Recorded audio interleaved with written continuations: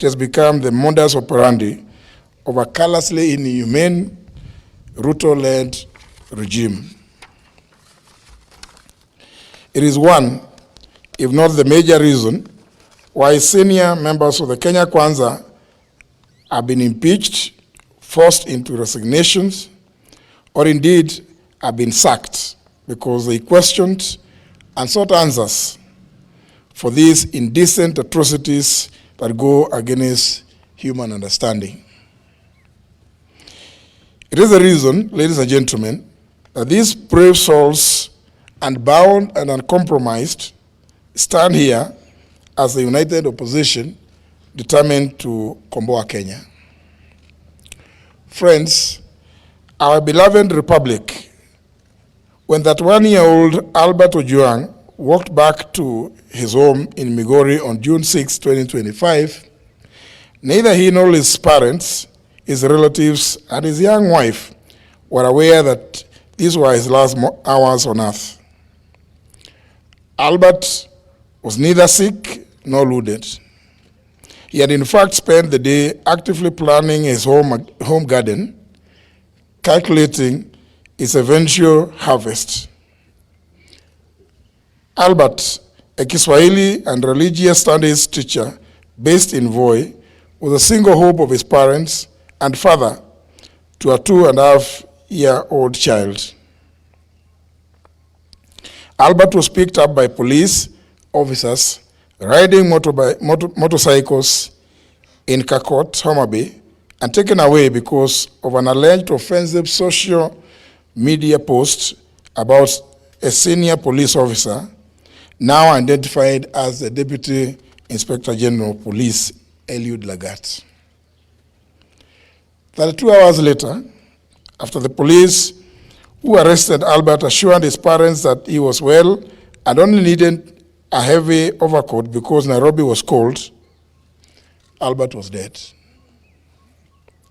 Why Albert was moved from Mawega police station in Homa Bay to Nairobi, 400 kilometers from the alleged area of incident, and specifically Central Police Station in Nairobi, and checked in under OB number 13/7/6/2025 at 9:35 p.m. on Saturday, June 7th, remains unclear. There are 26 hours that remain unaccounted for between Homa Bay and Nairobi. 26 hours when a healthy man, having lunch with his young family, arrived, according to many sources, bleeding with serious injuries, 26 hours before being declared dead on arrival, allegedly at Bagathi Hospital, Nairobi, at 1:39 a.m.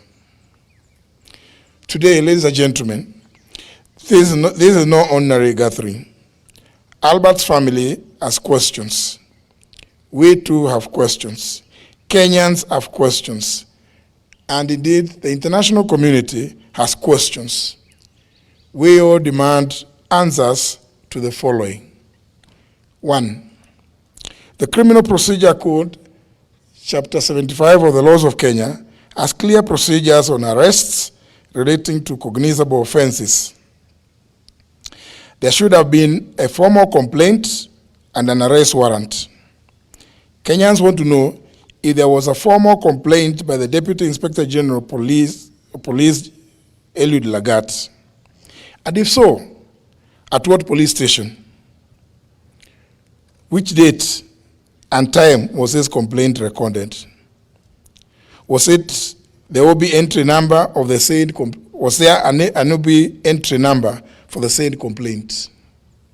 Number 2, we demand to know why Albert was moved from Mawego Police Station, Homa Bay, to Nairobi, and specifically Central Police Station, and which officers accompanied him by name and rank. Central Police Station, Nairobi area, has CCTV coverage. Number 3, we demand to know where the footage showing Albert being brought in and leaving the station is, and whether it's been provided to the family lawyers. If there is no footage, we demand to know who ordered for the cameras to be switched off. When Albert was picked up in Omabay, he had no physical injuries. Indeed, he was having lunch with his wife. We demand to know who inflicted the grievous and extensive injuries on his body. Number 5, it's been reported that Albert was in solitary confinement at Central Police Station. Why was Albert considered a high-risk criminal to be confined in solitary? If he was not in solitary confinement, as alleged, who are his cellmates and how many were they? We therefore demand to know that demand to be shown the cell register to show whether he was with other inmates or he was in solitary confinement. Number 6, yesterday, June 10th, 2025, we've read and heard that the Director of Public Prosecutions, the DPP, directed the Independent Policing Oversight Authority, IPOA, to expedite investigations on circumstances surrounding the death of Albert and report within 7 days. This is a cover-up and a diversionary tactic to delay this matter.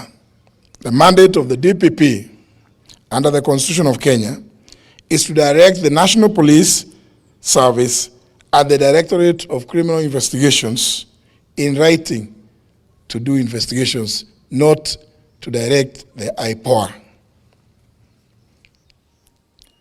The postmortem on Albert is clear, and all Kenyans have formed this opinion. He was murdered. In light of the foregoing, we are calling not just for the resignation, but for the arrest and arraignment in court of the Deputy Inspector General of Police, Eliud Lagat, within 24 hours from the issuance of this statement. We similarly demand that the junior officers currently being persecuted be given witness protection with immediate effect. Their lives obviously are in danger because they know the truth. We applaud the courageous Kenyans who have kept vigil at Vigilance House and encourage them to maintain the pressure until this is achieved. We are also aware that Safaricom is complicit and indeed a facilitator in the tracing and abduction of Kenyans who have either ended up dead or maimed in the hands of police like Albert Ojwang. We want to issue a direct warning that this amounts to aiding and abetting in the commission of these crimes against humanity, for which Kenyans will hold Safaricom responsible and either take appropriate legal action or boycott their services. Finally, ladies and gentlemen, due to the persistent targeting, kidnapping and abductions, intimidation, and love arrests and murder of young people by this heinous and degenerate regime led by William Ruto, we reiterate our call for the June 25th to be a people's public holiday, a day of memorial in honor of all Kenyans who have lost their lives under this regime. Thank you. God bless Kenya.